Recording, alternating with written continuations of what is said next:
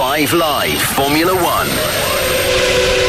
Welcome back to Abu Dhabi. End of term vibes for Formula One as Yas Marina plays host to the final round of this season, the longest in Formula One history. We've had one practice session already in the daylight, but now the sun slowly begins to set. The floodlights will come on to illuminate this just over 5.2 kilometre track.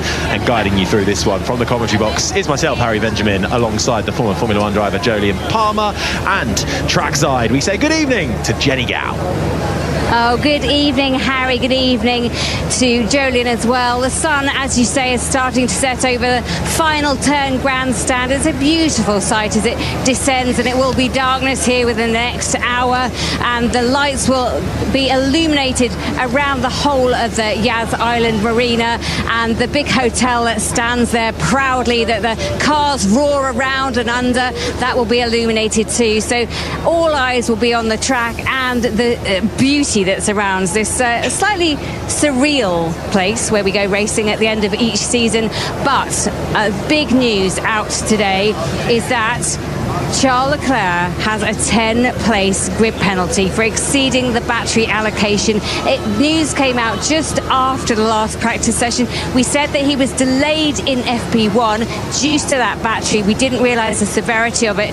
And I just wonder, guys, do you think now that McLaren, that Woking, they just couldn't relax a little bit because Ferrari needed the perfect weekend and already they've found a stumbling block? Yeah, I mean, I think Jolyon, they were always up against it, no matter if there was a penalty or not. Even if they did a 1-2 and a fastest lap, all it needed was a McLaren to finish third, and the title would go for Pyre. So I think it just compounds Ferrari's time. Was that true? They just needed one McLaren third place. Well, if McLaren, if they get 20, Ferrari, they would get 26 points for the win in the fastest lap, plus 18. Well, there's 44 points up for grabs for... No, so that's 29. 29. So a third place would not have been enough. They needed a third and a fifth. And a fifth, yeah, sorry, with the second McLaren. Yeah. So if they had McLaren just third, checking the maths. one McLaren fifth, they'd be up against it. Okay, so obviously it does... It's a hammer blow against Ferrari, especially Leclerc just topped that first practice session for what it's worth in an uncompetitive session. What I will say is I've been here before in GP2 2013. I was part of a Carlin team alongside Felipe Nasr that was homing in on the team's title, up against one particular Sam Bird in a Russian time team and Tom Dillman. On the final day, we needed basically Zippo points to get through to win the title. We started second and seventh. Bird started 10th. First corner, Nasr goes chaotic, takes out someone on the pole. I'm caught up in it. Sam Bird comes through for fourth. We lose the title on countback. You never know what can happen. It goes to show that was on this exact circuit. You never know. If McLaren run into troubles, Charles Leclerc can still score good points from outside of the top 10. You never take anything for granted.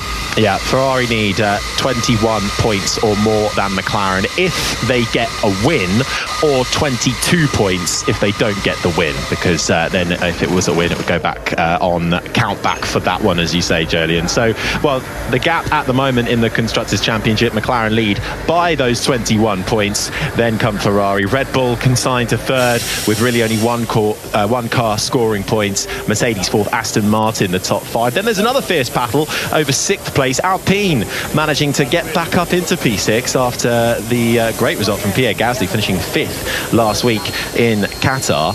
They are only 5 points ahead of Haas, though. Then come RB, who are now a couple of more points adrift. Williams ninth, and Sauber also finally got off the mark thanks to Zhou Guanyu scoring 8th place in the Grand Prix last weekend. They're not really going to factor in for any kind of higher standing, but at least they won't end the year with 0 points. Also in the drivers' standings, well, while Max Verstappen has, of course, sealed his fourth-time World Championship, the battle for second is still up for grabs. Lando Norris sits in that second place, only 8 points ahead of Charles Leclerc. Norris missing out on scoring big points last weekend after that 10-second stop-and-go penalty. Leclerc third, then it's Piastri fourth. Carlos Sainz rounds out the top five as the flag at the very top of one of the buildings at the end of the pit straight is fluttering quite harshly. It's fairly windy out there. Yeah, Jolyon. The breeze has picked up a little bit, just coming across the pit lane. The other thing is with that Leclerc penalty is it's kind of the wrong Ferrari for them as well, because Leclerc's got a chance of being at least runner-up in the Drivers' Championship, needs to find 8 points compared to Lando Norris this weekend, and that's a huge loss not only for constructors, but for what it's worth, trying to become the runner-up to Max Verstappen in the Drivers' Championship. It's something they both want. Norris and Leclerc being at least the plucky runner-up is better than the third place. It'll be a career best for Norris, whichever way it goes. It'll be joint career best with Leclerc if he can get to second after 2022. But he's now up against it in both camps, so he needs something to befool Lando on Sunday, really. And as tracks go, this Yas Marina circuit, it's not common that it provides a big upset in terms of the actual racing. We see the nature of the track. Could it even favour more McLaren this week anyway? It could do. It's in the balance, isn't it, with where we've seen performance for the last few races. You've got Mercedes finding a turn of speed. I don't know if they're going to be as competitive this weekend, but you can't rule them out. You can never rule out Verstappen. And then it's Ferrari and McLaren, fairly evenly matched. Last week, massively towards McLaren because of the high-speed nature of the circuit. The week before, the low-speed nature of Vegas was advantage Ferrari. This one's somewhere in the middle. So it's all to play for. It certainly is. While we're on the subject of penalties, 2 penalties given to each Williams driver. Alex Albon and Franco Colapinto will each take a 5-place grid penalty after using additional gearbox components.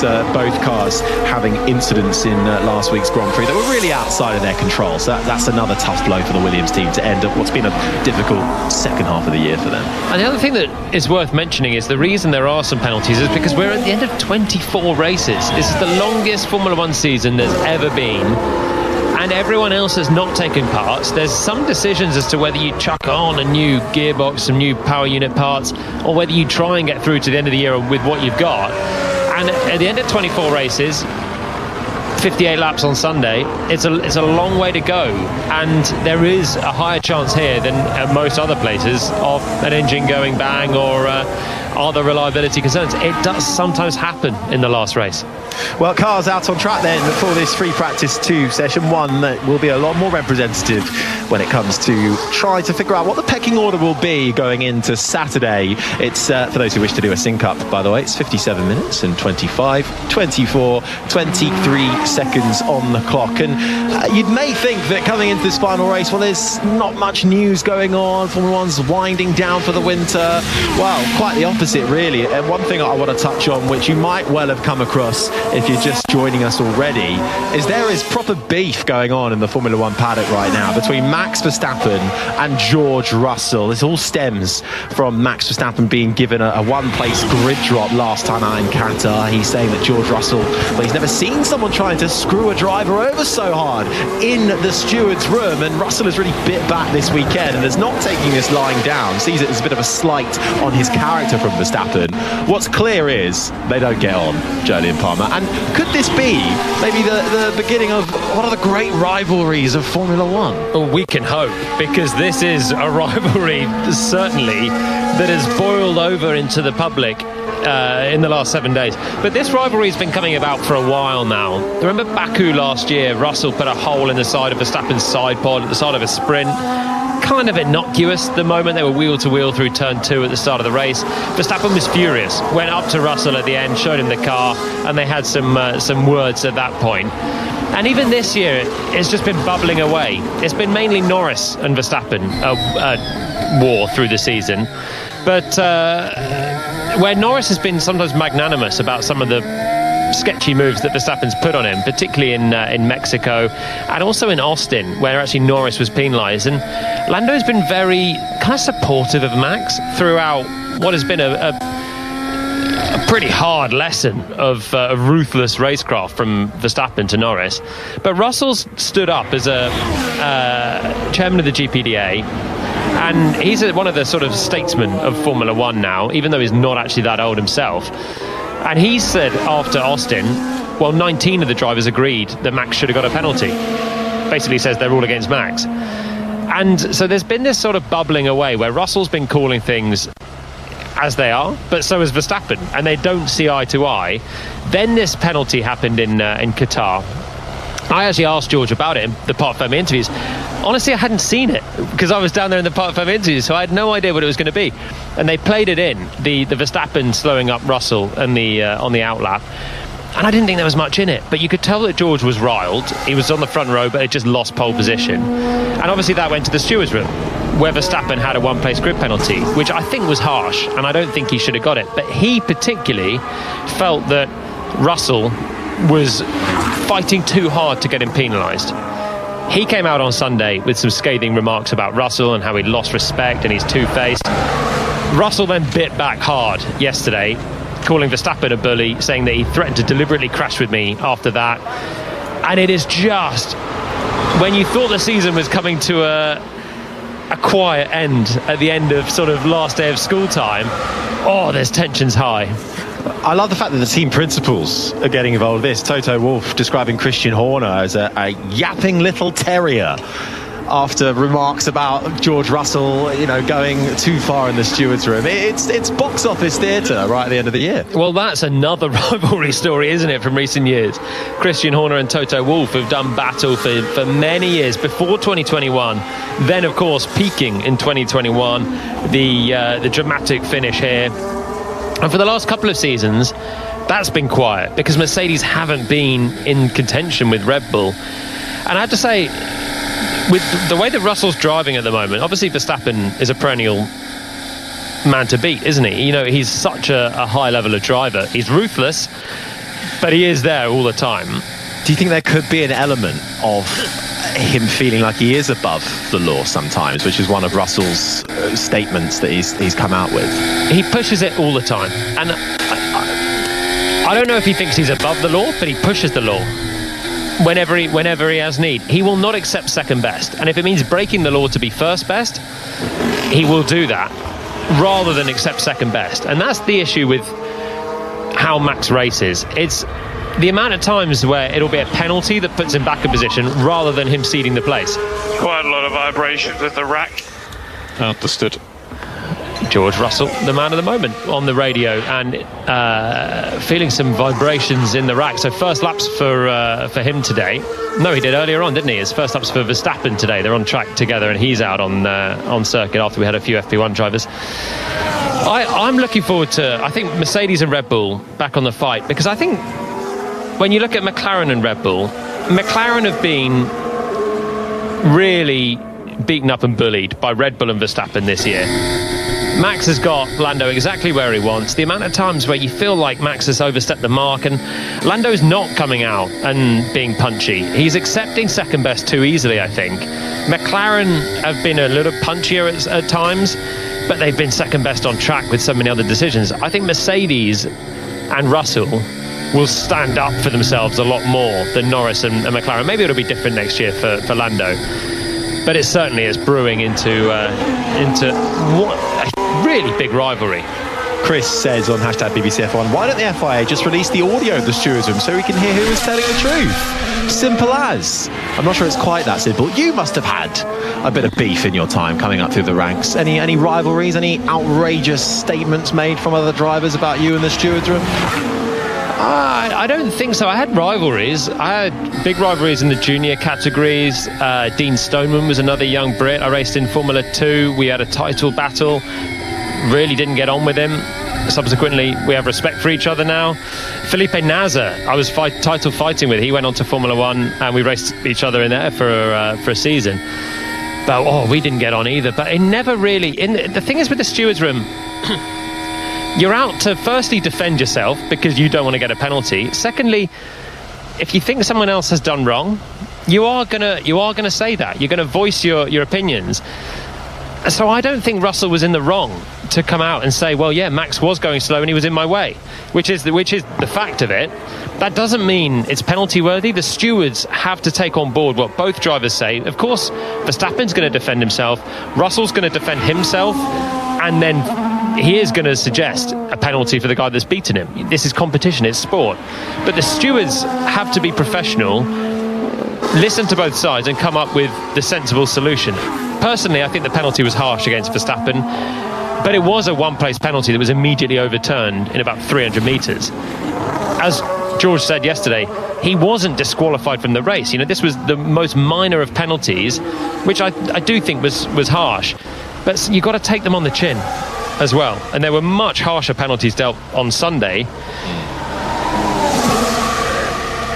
I do think I can agree with part of what Russell said, which is you fight for what you want, but then it's different making it personal and taking it into that public domain, saying things that are sort of against the pure competition.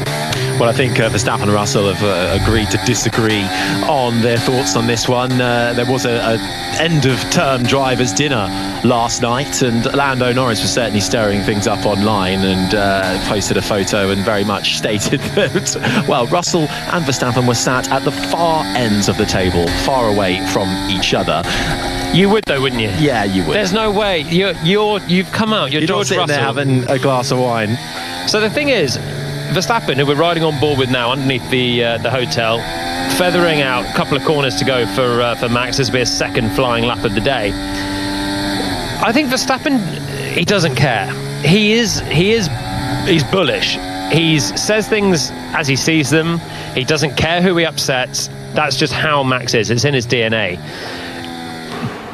George is actually quite similar. He's always been punchy. He's said what he thought. He's just not actually had the high profile moments that Max has. He's not title fought yet. He's not been in this sort of position, but now he is. And then you come out and you're either one of them. You're either Max, who's been on the receiving end yesterday but went attacking on Sunday, or you're George, who's had this pretty eye-opening kind of rant really against Max. And then someone's like, oh yeah, by the way, we're all going to dinner. Oh, really? Can I not go to dinner with the guy that I've just absolutely slammed? It's fine when Valtteri Bottas is picking up the bill, isn't it? But well, Valtteri Bottas would be the perfect person to sit in the middle of them. He is the most neutral guy, the calm bloke who just likes a good time at this stage. I mean, it is interesting, isn't it, Jenny, seeing this sort of play out right at the close of the season. We know that Verstappen has a fiery personality off the track and on it. George Russell, we've seen glimmers, but nothing quite this bold so far. No, and speaking to him yesterday, he was a very different George than we're used to. George is kind of mild-mannered, he's gentlemanly, he's the GPDA's chair, which is the union for the drivers to a certain extent. So we're used to him playing peacekeeper, and this was definitely not peacekeeper George. I'm giving myself a mouthful, I shouldn't. He was very animated, quite angry, like his jaw was set. You know how some people get when they get angry, and he was swearing left, right and centre and saying, accusing Max of all sorts of things. He said that he's been a bully, and those are strong words to call someone else a bully. So what the end goal and end game is, I don't know, but it's very rare to see George Russell that angry. And Max Verstappen just speeds past me releasing from his pit box. But yeah, you could expect this from Max. He likes to stir the pot, but this from George is a bit surprising. Yeah, just still the understeer is ridiculous. Max Verstappen has just come through the pits struggling with some sort of power application as he now heads back out of the pits. So I respect the fact that Russell has turned up and he's going to stand up for himself. Verstappen coming out to the media after he's run the race in Qatar and said, I've lost respect for that guy, he's two-faced, he's whatever. If you are that guy, George Russell, and you're kind of blindsided by this in the media, yes, you've had a bit of a dice in the stewards room and there's been a swap of positions, but it was publicly aggressive from Verstappen. That was punchy play when he didn't need to do that on Sunday. He just won the race. And so I have respect for Russell to turn up and actually, if you want to play that game, I'll play it right back at you. And also, George is not, he's not meek and mild. He might have this persona of being a peacekeeper or whatever, but he's spent half of his career at the moment in Williams, the other half fighting in a Mercedes that's had one hand tied behind his back. He would love to be in the fight. This is a guy that's won F3 and F2. He would love to be in the fight. And he's not mild-mannered either. I was driver coaching one of his rivals in F4 back in the day, a South African called Raoul Hyman, who was quick, and they were pretty aggressive with each other. But I've seen, this was a young George Russell in his first year in single-seaters. He is forthright with what he thinks. He will happily have a go at someone when he thinks they've done wrong, and in no uncertain terms tell them that. And now he's able to do that. He is generally quite a cerebral person. He says what he thinks, and in the same way as it's nice that Max says what he thinks. You know, this is what rivalries are about. I like the fact that the shackles are off these drivers. They're not the best of mates. They want to beat each other. They would like nothing more than to come out on top with each other. They're going to fight for everything they can. I don't like it when they're all happy families playing golf, having a laugh and playing paddle or whatever else it is. These are your rivals. This is nice to see. I feel like we have missed that a little bit. I suppose it's the other thing as Russell comes across the line, and he's currently down in 5th place. Norris is fastest at the moment by 2/10 from Leclerc. Is this a sign? I know you say that this has always been there for George Russell, but now he's having the chance to show it. But is it also him growing into the leader of that Mercedes team as a formidable force in Formula 1? When we think Mercedes now, we're going to have to go, well, that's George Russell's Mercedes. Well, he is growing, isn't he? And even the fact that he's now leading the charge for Mercedes. He's still got Lewis on the other side of the garage, but it is George he is acting team leader, really, just by virtue of performance. He's got Kimi Antonelli coming in next year, a young teammate, and Russell's in his prime. I think he's a natural leader. That's why he's the chairman of the GPDA from a young age. People saw that he will speak up for issues. He's happy to put his neck on the line, his head over the parapet for these things, and that's part of being a leader, part of having opinions that other people can see as value, and that's why they chose him to be. But also remember when he was at Williams and he had that moment with Valtteri Bottas at Imola. He's not meek, so mate, don't get confused by the sort of often nice persona and the media friendly George that he is. He's a nice guy, as most of them are on a one-on-one, but when it's about competition, it's about getting the most for number one. George will do it the same as Max will do it. Well, this rivalry may well rumble on, but we shall see how that plays out. 42 minutes, 24, 23, 22 seconds remain of free practice one. It's Lando Norris fastest, 2/10 clear of the two Ferraris. Leclerc and Sainz. Piastri and Verstappen is 5th ahead of Russell. Then come the two Williams cars, Colapinto, Albon back in the car. Hamilton is 9th ahead of Perez. Then it's Gasly. Lawson is 12th ahead of Tsunoda, who is back for FP2. Bottas 14th ahead of the two Haas cars. Still reasonably toasty. Copy that. Cockpit is still reasonably toasty for George Russell, so feeling the heat inside his Mercedes car. Air temperature's just over 26 degrees, track temperature over 32 degrees. The sun still slowly setting above this Yas Marina circuit, creating a sort of a pink huey landscape that overlooks this track as the floodlights will shortly become more present. The two Haas cars are 15th and 16th, and it's Alonso, Stroll, Joe and Jack Doohan 20th and last. Doohan has replaced Esteban Ocon, well, one race earlier than we all thought. Signed for next year. I'd like to see something from Doohan in this session. It's not an easy ask for him, coming in round 24 of 24, everyone else dialed in and in theory at the peak of their game, especially around Doohan, because they're all still fighting for crucial championship positions. Haas, RB, Alpine, all there. Doohan had a pretty quiet FP1 getting up to speed. We've seen already this year the rookies can be good, so it's time for Jack to stick on some soft tyres soon and show us what he can do. I just wonder how much pressure Jack Doohan is really under now, because Flavio Briatore, he certainly isn't meek and mild, and he's now the boss of Alpine, and I wonder if a little bit of putting Doohan in ahead of time and ahead of schedule.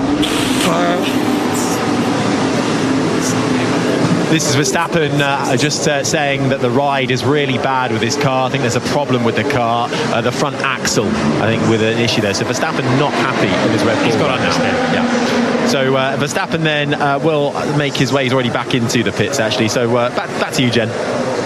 Yeah, I'm just wondering if Flavio Briatore is going to put some pressure on Jack Doohan to perform, and how long he's got to do that. Certainly. So 40 minutes remaining of FP2. I mean, with Doohan though, there was this speculation around Franco Colapinto being touted perhaps as a possible replacement, even though Doohan hadn't yet to turn a wheel in a current Formula One car. But of course Alpine have been running him in their older cars and have been giving him a lot of testing. So Colapinto has been a little bit of a stick for so many. I don't know if I destroyed the plaque. And we'll check box, Charles, box. Leclerc on the radio after he drilled over the curbs on the exit of turn 5, scraping the underside of the car. So it's actually not come into the pits just yet, but there was certainly a lot of sparks coming from the underside of the Ferrari. Shouldn't be a major for them. Colapinto's performances since he's come in been rumoured to be going to Red Bull or RB. There was certainly chat that way. He came in with a bit of flair, showed great pace compared to Alex Albon, who's a known benchmark. Albon trounced Latifi, really heavily beat Sargent. Both of them axed. In comes Colapinto, and suddenly out of nowhere, Albon's met his match. And so there was a little bit of thought that Flavio Briatore might look to actually get Colapinto in before Doohan even starts next year. There's still pressure on Jack Doohan to perform, even though he is technically signed for next year. And you never know with the way that Alpine are going. Ocon out for this weekend. Flavio Briatore pretty ruthless back at the head of that team now. Has the sheen worn off Franco Colapinto though in the last couple of races? Big crash in Vegas, Sao Paulo as well, quali and the race had an incident. He came in with such a flourish and he's on a quick lap now and actually should be a little bit better suited or more comfortable with this track. He has raced here before in Formula 2, but has that sheen just worn off? Did those crashes come at the worst possible time for Colapinto? Yeah, they did. When you're on probation, which is basically what he is now, just trying out to see. He's not going to be in the Williams next year because they've signed Sainz and they're happy with Albon. So it's just to showcase what he can do. You can't afford to have even a big crash goes against you, let alone 3 in the space of 2 days in Formula 1 between Brazil and back in. He's had a massive snap of oversteer as we ride on board with him coming through turn 9. He's fighting the car, he's off the road. He's the fastest man through the first and second sectors, but he was hanging on to it there, and you can hear he's backed off now heading up towards the hotel. Yeah, just coming through that hotel section now. So Colapinto was flying so hard he went off the track, and Alex Albon, his teammate, just watching his performances from the garage. Let's head down to Jenny Gow, who's outside Ferrari, I believe. Yes, they have now got Charles Leclerc back in his box. He did one extra lap, they came in, they weren't really ready for him. They'd just taken Carlos Sainz into his box, but they're having a good look at the underside of that car, just seeing if there's any damage after he ran over that bollard. We will see what they say. Thanks, Jenny. Leclerc second fastest at the moment, but as we've covered in the pits along with the entire top 7, then comes Colapinto, who's slowed right down on his second lap now, trying to recapture himself. We'll just get another look at it. Really carried a lot of speed coming through the left-hand loop of turn 6, and then in the final sector just carrying all that speed, well, off the track. Yeah, too much. He had oversteer on the way in, attacked that. It's a pretty quick corner now, the reprofiled turn 9. Attacked it with a lot of speed off the entry curb, caught a snap of oversteer, and then you're trying to hang on, but the tyre temps are going through the roof. You're already sliding the surface on entry. It just gets worse and worse through there. For Colapinto, if he has a year on the sidelines again, do you reckon he has still shown enough that he could well make a comeback for 2026? We now seem to rate rookies quite highly. There's a high benchmark now. I personally think he's still shown well. Crashes will count against him, and they are counting against him, as they're right to do. You know, he's done a lot of damage to the Williams. But the one in Vegas was so tough, really, because the last thing he had done was out-qualify Alex Albon. He out-qualified him. Then he goes back out, has a massive crash of the car, and all of his good work is undone. And you only think of Colapinto Vegas as being a flop. Actually, he was quicker than his teammate, who is highly rated. That's impressive for a guy that's done 8 Grand Prix. So it's on a knife edge when you're a rookie trying to show what you can do. Lawson's got the same thing. One day is good in the sprint in Qatar sprint qualifying, and then it all goes to pot. And yeah, it's trying to find that balance of showing what you can do, but if you stuff it into the wall, all of your hard work is undone. I still think Colapinto's got talent. I still think he'll end up in Formula One. And I think being from Argentina, country that hasn't had anyone in Formula One before Colapinto about 20 years, and has a wealth of history with Juan Manuel Fangio. Maybe there's some small talk of an Argentinian Grand Prix coming back on the calendar. There's a lot of fans. They were travelling to Brazil. They were travelling through the Americas with him. Having a fan base and being from a country that hasn't seen Formula One action for a while, it will count for something as well.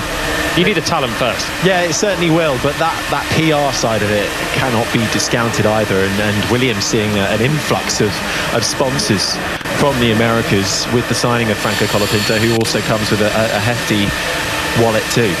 We were speaking about Cadillac earlier on, weren't we? Could he be a possible Cadillac contender? If he's on the sidelines for next year, you'd imagine he'd be sidelines with Williams, unless he does get pinched as a Red Bull driver in some form. But he must be. He has shown enough performances. If I was team principal of a Formula One team, he would certainly be piquing my interest. But we settled, if you're just joining us in FP1, we pretty much settled on, if we were running Cadillac, it would be Kevin Magnussen and Jack Crawford as our drivers. That sounds pretty lame now, doesn't it? So now I'm thinking, do you need to spruce things up a little bit? Well, I'll tell you what, it's worth also pointing out that it's 3 other drivers' last race in Formula One, at least for the time being. It's the 2 Sauber drivers, Zhou Guanyu and Valtteri Bottas, along with Kevin Magnussen. Out of those 3, Jolien, who do you think, are any of those unjust decisions that they've been dropped from the grid? Zhou, Bottas, Magnussen, do they deserve to stay in Formula One, or have they had their allotted time? They've had their allotted time. I think they've all had a good run. I think Magnussen has come on well the last part of the year, but I think he's had his time. Hülkenberg generally has been the lead Haas. And Ollie Behrman, when he's jumped in, has been seriously impressive. For his F2 performances, no, but his F1 performance has been brilliant. So I don't see Haas dropping Magnussen as unjust. I think Behrman's a great talent. And of course they're getting Ocon from Alpine next year, who's had a bit of an underwhelming season overall. But I think Magnussen's had a good run. And the Sauber guys, it's all with a view to Audi coming in. I think Zhou did very well to get 8th place last time out, but overall has had a miserable season, and has done well to get 3 years out of his Formula One career. He's had some decent highs. He's been better than I think people expected, but I think he's probably run the course of time. And I think Valtteri Bottas as well has had a really good Formula One career, and obviously the wins, the fights with Hamilton sometimes will be the highlight for him, but he's not been emphatically better than Zhou. I don't think he's done enough at leading the Sauber team. They're going to be last, they're off the back, they're struggling, and I feel like Valtteri's actually been quite solid in the teammate battle this year, but I feel like he's looking to pastures new now anyway. Yeah, for Valtteri Bottas, well, said he turned down a full-time IndyCar drive for next year, and rumours swirling around maybe going back to Mercedes as a reserve driver. We're putting him in the Cadillac contention, and there are even some whispers of Red Bull, though he says there's someone within Red Bull who doesn't like him, never has done. But you'd think, well, if Sergio Perez, I put sort of the Perez, Hülkenberg, Bottas's kind of all in that same gaggle of driver, solid number 2. But if you look at Perez's performances, putting somebody like a Bottas or a K-Mag in, it's not going to be a slam dunk level up, is it? If you're looking for somebody who's going to play second fiddle to Max Verstappen. I think all you're doing is getting back to a Perez on form potentially. I think Perez is worse than a normal Perez right now. So you reboot the system, but you're not finding necessarily a higher caliber of driver with any of them. And I don't think any of them are going to be there. No, well, we spoke about this during FP1, and a couple of you got in touch right at the end of the session on hashtag BBCF1. Alex said, I put Liam Lawson in the second Red Bull. I think Lewis is struggling because he's old. It takes too long to recover from each race. 5 years of competitive F1 slows you down. Lewis has been doing F1 for a while now. Could age be the hinder for Lewis Hamilton? Well, started off with Lawson there, but went off topic at the end. Yeah, well, opinion on Lawson. Lawson's in contention, isn't he, for Red Bull? We know that. I said earlier on I'd go for Tsunoda. He's actually doing a better job than Lawson at the moment, but Lawson's got an unknown potential that we know a little bit more where Tsunoda's at. And Hamilton, at some point, you get slower with time, or the new youngsters get quicker. Somewhere in the middle, you lose performance. Is Hamilton getting to that stage at 39? He'll be 40 next year, which is old for a Formula One driver. Not many race into their 40s. Alonso's obviously bucking the trend of ageing, but at some point you have to say, yeah, maybe he is losing a turn of speed. But also, I look back to 12 months ago when he was on the top of his game, and there's something that's happened for Lewis. Maybe it's just simply career fatigue and he needs a reboot and a re-injection of some vigour. I don't think it's simply he's starting to lose it just yet.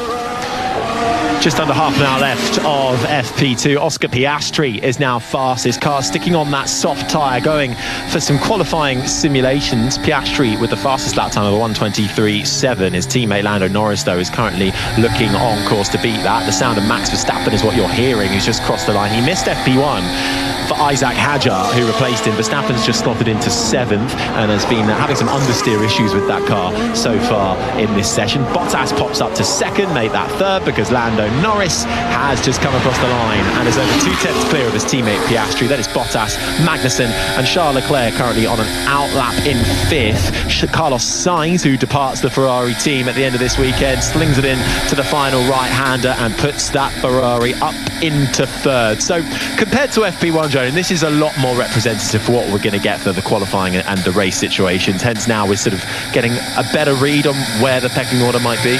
Yeah, similar time to qualifying tomorrow, and soft tyres are on the cut. Welly, the hammer on the other side of the Williams is the thud that you just heard, and that'll be Franco Colapinto's car back in the garage. We saw him run over the curve. I think something might have fallen off the underside of that. And so this is it really. This is qualifying time. McLaren 1-2, Ferrari 3rd. Leclerc on a flying lap now in the 2nd Ferrari, but we know he has a 10-place grid penalty, which is really limiting what they're going to be able to do, at least in terms of qualifying. Red Bull nowhere. 9th and 11th, Perez pitting. Verstappen out there on a slow lap. One thing, though, that was so evident from Qatar about Red Bull was how quick, speak of, here is Verstappen. Yeah, the front axle still doesn't grip up. So Max Verstappen front axle still not gripping up. So actually, can you just explain a bit about the mechanics of that, Gillian, what he's referring to? He's literally talking about the front wheels. They're not gripping. He's got understeer. He can't turn the car. He's turning it in, and the fronts are just sliding across the surface. And Max is a driver that does not like understeer. You wait for the throttle, and you're just simply waiting to turn before you can accelerate away in a straighter line as well. So Max struggling with that on the mediums and the softs now. This is the son of Lewis Hamilton about to complete his lap on the soft tyre into the final corner. There's track limits in play on the exit, but everyone's been pretty clean in this FP2 session. Hamilton jumps up to 4th, still 6/10 away from Norris. Yeah, the man who has the most wins and the most podiums and the most poles around this circuit is Lewis Hamilton in his final weekend as a Mercedes Formula One driver. Just coming back to Red Bull, though, and they're down in 12th and 14th at the moment, but Qatar, the turnaround for Max Verstappen's performance post-sprint into qualifying for the Grand Prix, that just highlights that you can never quite write Red Bull off. The night shifters can pull the stint of their life. It's not the first time we've seen that at a race either.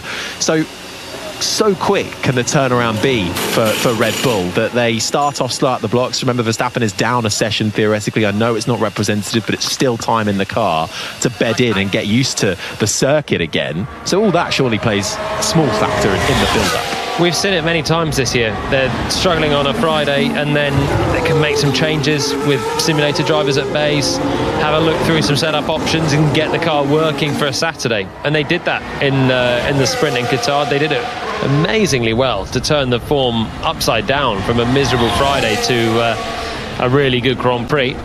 and we've seen it plenty of times. Max struggling for performance, and then into Saturday they can find something. This is just a free practice session. It's a free practice day. Tomorrow is what counts. Norris now fastest, ahead of Piastri, then it's Sainz, Hamilton, Bottas is 5th, then comes Magnussen, Albon, Lawson, Gasly and Leclerc is 10th. Leclerc was out there on an outlap on the soft tyre, so we'll see once he gets up to pace where that puts the Ferrari driver. Soft tyres on pretty much, yes, on every single car at the moment, so we are into these qualifying runs. The order of the day right now, Tsunoda is next to come across the line. The RB driver puts himself up into 8th spot, just ahead of his teammate Liam Lawson. And it's the sound of Nico Hülkenberg making his way into the right-hander of turn 12. Then it slings to the left as you go underneath the hotel bridge. As you then come out through turn 14, you get oh so close to that wall on the right-hand side. Really, almost a paper length between the wheels of the car and the wall. Hülkenberg getting it spot on, and before you know it, you're out of the final corner and across the line for Hülkenberg, 3rd fastest. And while it may not be a battle over the championship in terms of first and second for Hülkenberg and Pierre Gasly, but there is just 1 point between them for 10th place in the drivers' standings, and for the best of the rest, that is important to finish in the top 10. A bit of pride at stake. Hülkenberg versus Gasly, 1 point in it. Crikey. That's where we're at with this season. No, we're not, Harry. We've got a championship to be fought out still in the constructors. We've got 2nd place in the drivers. And even 6th place in the constructors pays out millions worth of dollars at the end of the year. I hadn't even looked at 10th in the drivers, I'll confess. 1 point for Hülkenberg, who departs Haas at the end of the year. Here's Leclerc. Half of the grid is freaking sleeping. Copy. They are in the middle of the way. 4. There is a lot of traffic around here when you're on a quick lap, and particularly so if you're coming through the final sector where it's so tight and twisty in that hotel section. So easy to find yourself blocked on a flying lap. So that will be something that the pit will be working hard to inform their drivers on. Pierre Gasly's 1 point away from 10th, but actually it kind of highlights the turnaround of Alpine this year. I mean, at the start of the season, they were plumb last. Overweight car, big departures from their technical and design team, and to get to where they are, okay, the podium in Sao Paulo, not there on outright performance, but when it counted, they were there to pick up the spoils. And Gasly, you can't take anything away from his performances last weekend now, to bag 10 points. What a fantastic end to the year and a turnaround for the Enstone squad. A couple of huge hits of points, weren't they? Brazil, the massive one for Alpine, 2nd and 3rd, just brought them to life in this constructors battle. And then Gasly as well, making the most of some penalties, some safety cars, some punctures in Qatar, and again driving through the chaos nicely, holding back Carlos Sainz at the end of the race and finishing 5th and banking another load of points. So I mean, on the form guide would have Gasly as probably favourite to get into the top 10 in the championship. You've also got Yuki Tsunoda 7 points down on that top 10 berth. See, it's all to play for, there, up and down the grid. You know what I like about it is not necessarily the fight for 10th in the Drivers' Championship, but I like the fact that you've got Haas, Alpine, RB. You've always got them knocking around the top 10 now for points. You've not got 5 top teams and then the rest. You've got the chance of an Alpine beating some of the bigger teams. They're always fighting for Q3. 1 or 2 or possibly 3 of them, those teams, will be in Q3. It's so open now, and it's great to see the field all closing up. And next year, right, there's no big regulation change, so surely on paper that should only get better with the conversions of performance. Or can some teams pull away? Is there a ceiling that you can hit when it comes to the amount of upgrades you can bring to a car? In theory, yeah. We're at the end of it'll be the 4th year of these regs next year. Brought in 2022. Red Bull obviously nailed them. Ferrari came out of the blocks flying, but were immediately stifled and had nowhere to go with upgrades. Changed the concept, and now they're getting back onto terms. McLaren changed their concept and found a load as well in 2022, and then kept progressing it to the point that they're at now. And there does come a point where actually you're finding such marginal gains on what is already a superbly developed car. Next year it really should be even closer than this. I'm looking forward to the next year. It's starting already. A few moments that have happened in the last couple of minutes. The two McLarens pushing their cars respectively. Lockups for both of them running wide, and George Russell also pushing out there. So too for the Alpine of Pierre Gasly, and you can see a lot of sparks flying the minute they run wide or into the braking zone. How low these cars run. Hamilton's on a quicker lap this time around. Ott still on that soft tyre, currently in 5th, just making his way now through the triple right-handers that culminate in turn 12, and then 4th gear through the left-hander of 13 underneath the bridge. Couple of stabs at the steering wheel to get it through the left-hander of 14, out as wide as you can to the exterior wall. Then you're plunging right, and then another quick right to finish off the lap. Has a little bit of a moment on the rear end of that Mercedes coming through the final corner. Doesn't improve in the end in the final sector. Stays 5th fastest for the 7-time champ. Still the soft tyres on that car that he put on a while ago now. Second flying lap on that tyre, 7 thousandths away from his best lap. Hamilton remains in 5th position. Hulkenberg's going for another lap from 3rd place in the Haas. It's a blinding session for him. But give them a lot of encouragement. Magnussen up in 8th as well. Haas looking like they got speed, and Hulkenberg's improving in the first sector to try and get close to the McLarens. This is the best day that McLaren could possibly have hoped for. Trying to fight for a first Constructors' Championship since 1998. They're 1-2. They've got half a second of performance in hand over the rest of the field, and Charles Leclerc has a 10th-place grid penalty. You take those odds every day of the week for McLaren. Just 2 tenths separate them at the moment. This is a fast charging lap though from Nico Hulkenberg. That's the sound you're hearing at the moment. 9 points finishes this season in the Grand Prix, 12 total if you count the sprint races as well. He has had a fantastic year, so much so he's caught the eyes of Audi. He'll join Sauber next year in time for them to become the full Audi Works entry. Losing a bit of time though in that final sector for Hulkenberg.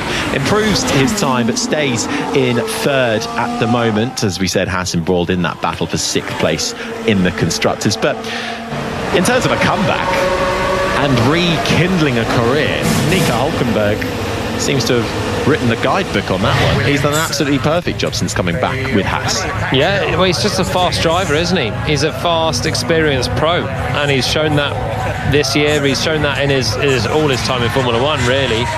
Likes their set of regulations, the ground effect cars, having a nice smooth aero platforms working well, and not trying to destabilise the car at all. As soon as you start hacking away at the wheel, you lose so much grip and downforce, as well as overheat the tyres. It rewards a smooth driving style, and that's what Hulkenberg has honed over all these years. 17 minutes, 44, 43, 42 seconds remain. Talk of fast, experienced pros. Fernando Alonso was pretty miserable on the radio in FP1. FP2 hasn't looked much better so far from the Aston Martin. He's down in 16th at the moment, a second off.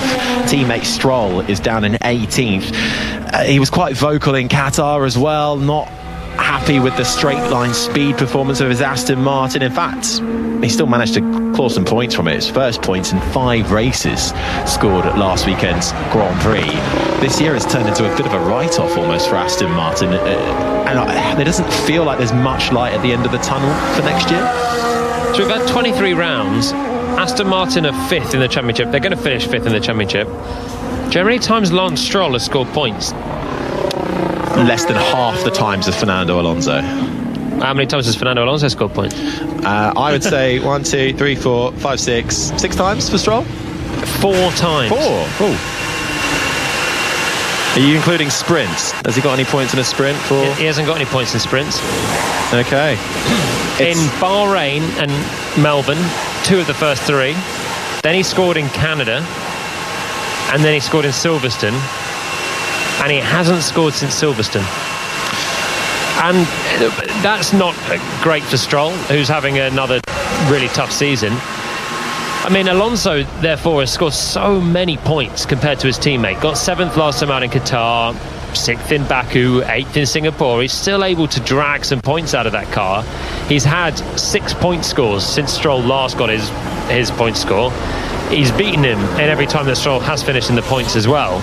So Alonso is actually still driving fairly well in the grand scheme, but Aston Martin are they're just in an absolute slump again, and the whole team has fallen away. This is at a time when even Sauber are developing the car. Bottas is up in 7th again. All of the rest of their midfield rivals are finding time, as you're listening to an ailing Alex Albon on the back straight. Albon's in 9th, and presumably we'll hear some radio in a minute. Well, I should also say for his teammate, who looks like he's now out of FP2, the team have assessed the floor damage. I don't know. It's up the drive shaft. So Albon looks and sounds like he's lost drive in that Williams. I suppose, well, he's still rolling. He's in 3rd gear, so let's see if he can accelerate off the corner again. He cuts through turn 6 and 7, the chicane that breaks up the long straight. It sounds like he has got drive, but it sounds like a pretty sick engine. Mercedes power unit in the back of the Williams, and he's certainly still got drive for now. Is limping, 3rd gear, 70 miles per hour, not changing gear. Did he change it? Is he stuck in 3rd gear? Let's listen into this. Coming to the braking zone of turn 5. And there, you can hear that on the exit. Stuck in 3rd gear, tries to change up. The car and the engine and the gearbox not liking it, and pulls over straight to the left-hand side. Yeah, I know what he means about the drive, though, because it was just spiking the revs as he tried to go on the gas. So it doesn't sound like the classic power unit failure of just no grunt. When he tries to apply more throttle, he then has no drive. That could be a clutch issue potentially, or something else. But either way, Albon still limping his way back to the pits. He's almost there now, so they will be able to check that out at Williams. It's not been a good start for either Williams car this weekend. Both drivers taking a 5-place grid penalty for using additional gearbox components, so that will be slightly worrying for Alex Albon's car. On top of that, and Franco Colapinto will now not be seen again in this free practice 2 session, because it's deemed that the floor damage that has been sustained to that car running over the curbs and out wide needs to be repaired. So not a great evening under the lights for the Williams squad so far, and indeed the floodlights that light up this Yas Marina track on full beam. Darkness has loomed, or there is a pink hue in the air. There's a haze, isn't there? Yes, the sun, the final bits of the sun setting, but of course around here everything is lit up. The hotels covered in lights flashing. There's a dust in the air. It's looking properly like a nighttime desert at the moment. The lights are shining bright red over the hotel. Circuit so brightly lit. The sun is still going down. We're right in the gloaming at the moment, and it's like a fine dust of sand in the air. Certainly is. Well, someone down in the pits for us who's got not a bird's eye view, but an actual eye view on the ground is Jenny Gow. And Jen, I think you're outside Williams as well. Doesn't sound like things are going well for them in this FP2 session. No, you're making me concerned that I am now, without knowing it, eating some sort of dust, sand, maelstrom. I don't know, is that healthy? I don't think so. I wasn't hungry for it anyway. But as I look in on the Williams garage, it's very sad times, really. They've got Alex Albon, he's been pushed back into the garage, and on the other side of the garage, obviously, you've got Franco Colapinto, damage to the floor. That's ruled him out of FP2. And jokingly, the drivers gave out certificates between FP1 and FP2 to everyone, just to award them for all the engineering and mechanical expertise that they've had to deploy in this garage over the last few weeks. It's been brutal, even if you haven't been in a garage that's had a lot of crashes. So this is the last thing they wanted. They've had almost 20 crashes this year, some more major than others, but it's a lot of crash damage for the two Williams drivers to incur. Some not their fault, but they got rid of one driver, Logan Sargent, arguably for crashing too much and not being competitive when he wasn't crashing. And Colapinto, just when he was performing well, slams it in the wall a few too many times. I mean, they were mostly their fault, weren't they? Probably.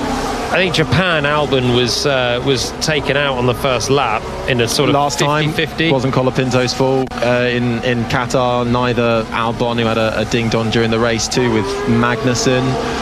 Oh yeah, minor damage for both. But at a time where they are pretty much at the bare bones of spare parts, that is a big impact for the team. Yeah, it was relatively minor damage in the context of all the smashing they've had this year.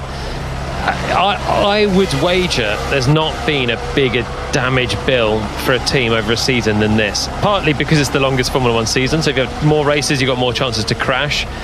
But also the amount of damage that they've had. Remember Melbourne, race 3, Albon had the massive crash in Australia? Yeah, Melbourne, in FP1? Yeah. Ditched the car at turn 7, and they didn't even race Sargent. They put Albon in that car. Then Sargent's had that whopping smash in Zandvoort, which really sealed his fate. Colapinto's got in and had a hefty whacks as well. It's been a tough one, Jenny. It certainly has. I was talking to one of their mechanics engineers actually yesterday, and he highlighted that there is actually a website called the Destructors Championship rather than the Constructors Championship, and it keeps rank of all of the crashes and accidents that have happened and how much it's cost people, and it's millions of pounds. But I can't advertise it anymore, but it's well worth having a quick look at if you're bored for a moment. Well, yeah, we'll try and find that before the end, but I would wager and agree with you that Williams would be up there. I wonder if Perez has done a fair bit of damage this year as well to his Red Bull.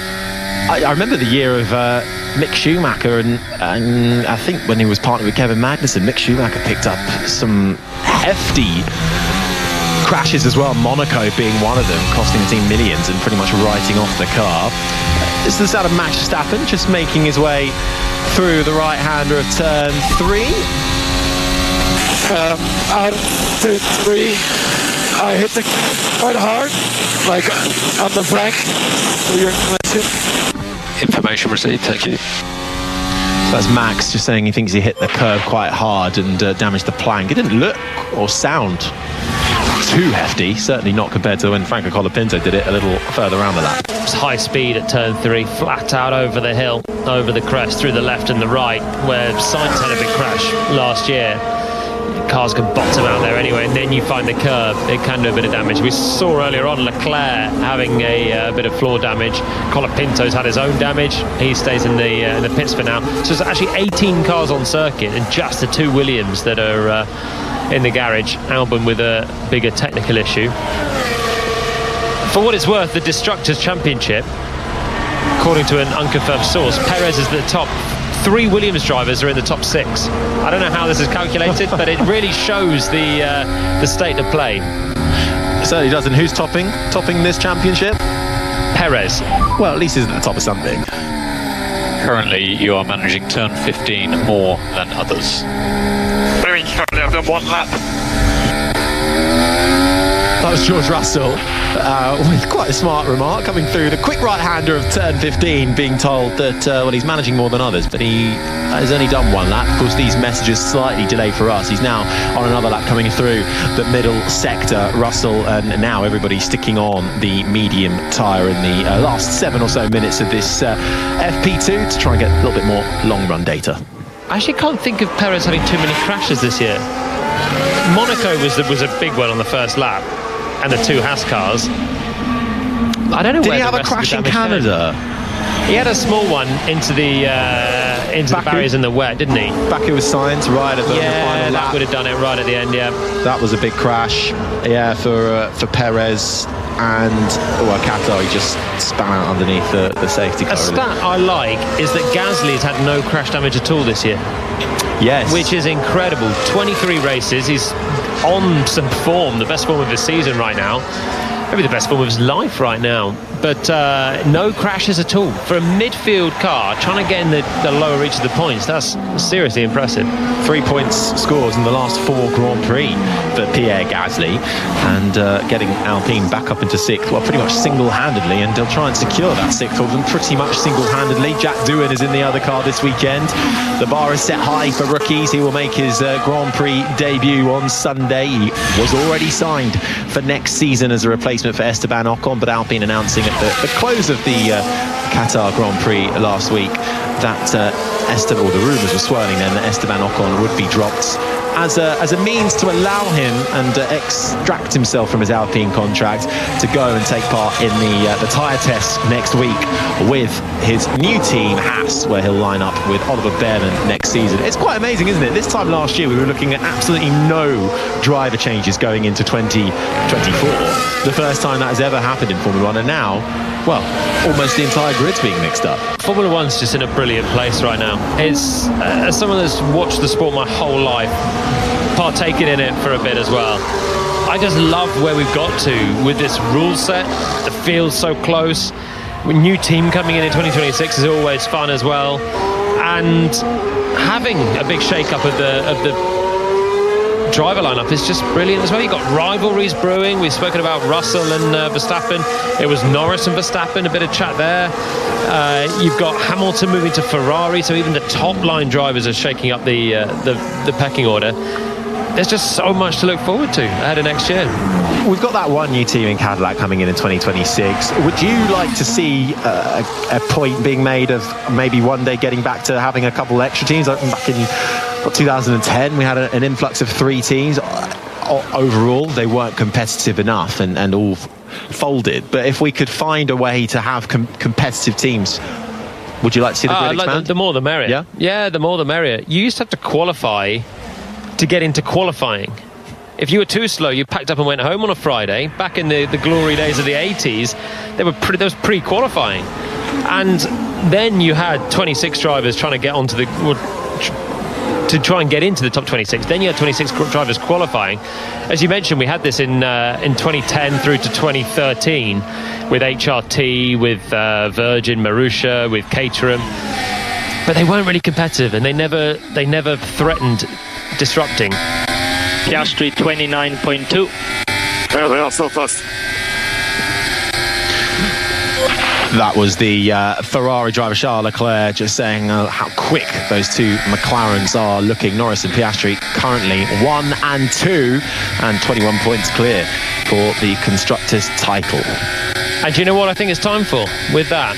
As the sun's down, there's a small chill and a breeze in the air under the lights as Kevin Magnussen completes another flying lap. It is time for one final time in 24 to send it to this. Long Run Corner with Andrew Benson. You can go the distance, we'll find out in the long run. Well, Charles Leclerc is right. The McLarens are fast, but Lewis Hamilton's faster. He's the quickest on average at the moment on a 29.395, followed by Oscar Piastri on a 29.495.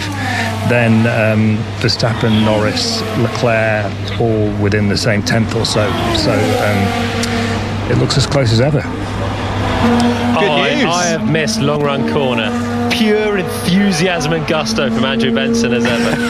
Yeah, you haven't had much Long Run Corner this year, have you? No, it's always a pleasure. You've really been missing out. Thank you, Andrew, BBC's F1 correspondent there for us. So, Lewis Hamilton looking good then on the long run data. 5th fastest at the moment. Here's his teammate Russell. 3 just moving everywhere, just sliding a huge about. That was George Russell sliding around in his Mercedes, struggling for rear grip. Russell is down in 13th at the moment, not really with that representative soft tyre running. He's a second off behind Pierre Gasly, who's just ahead of him. 2 minutes left to go then. So could Lewis Hamilton, could he end his Mercedes career on a high? Could we see him on the podium taking his final Grand Prix win perhaps for Mercedes come the checkered flag on Sunday? It would be a nice story, wouldn't it? And I think the truth is, at this rate, who else is going to be there? The McLarens are looking super quick, but the Red Bulls are nowhere. You've got Perez and Verstappen 14th and 17th in terms of one lap pace.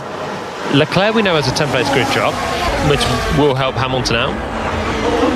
Mercedes aren't looking super quick over one lap, but if he's got long run pace, which he often does, he could well be. Well, Hamilton is the most successful driver around this circuit. 5 wins, 10 podiums, 5 pole positions. It's Max Verstappen, though, who comes in with the recent form off the back of winning the last, since 2020, consecutive wins for Max Verstappen and pole positions too. And I still wouldn't rule him out, even though he's 17th today. We know that they could turn it around. So do you want to see more teams on the grid? Are we getting greedy to go more than 11? I would say I would like, in addition to Cadillac, 2 more. I think that's a nice number. We fill out 13 teams. Yeah, I think it gives great opportunities. I want to see more drivers get opportunities, give young drivers chances, but also see maybe some of the more experienced drivers that do get edged out. Maybe they've still got more to give with a new team.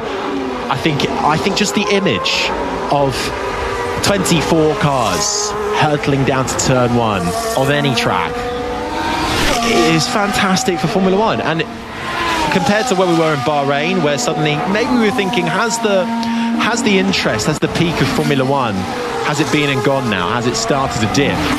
And that's been completely torn up and turned around. We are now absolutely back on that crest of a wave, and it's never been better. So long as you can get teams in that are financially secure, and you don't want to oversaturate the market so that existing teams, I mean, you want a level of competition as well, so it keeps your Saubers or your Williams on their toes. They need to still fight for their position. Limiting the amount of teams coming in, which to not make the field competitive, to have Williams and Sauber be happy enough to pick up the minor places is not what you want. You want a competitive environment. You want all of the teams that come in to be sensible organisations, that they're not just doing an HRT and running around at the back in a sort of Formula 1.5. But if you can have that, the more the merrier, I think. And it just spices up the action the whole way, doesn't it? You never know, but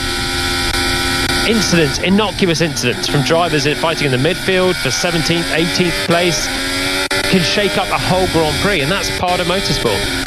Well, it was a fight and a half just to get Cadillac onto the grid in 2026, so we'll see. Oh, it's not happening in a hurry. So we'll see when the next one might be added, but I don't think Formula One are in too much of a rush. And again, the allure of having a massive American brand is certainly a big tick.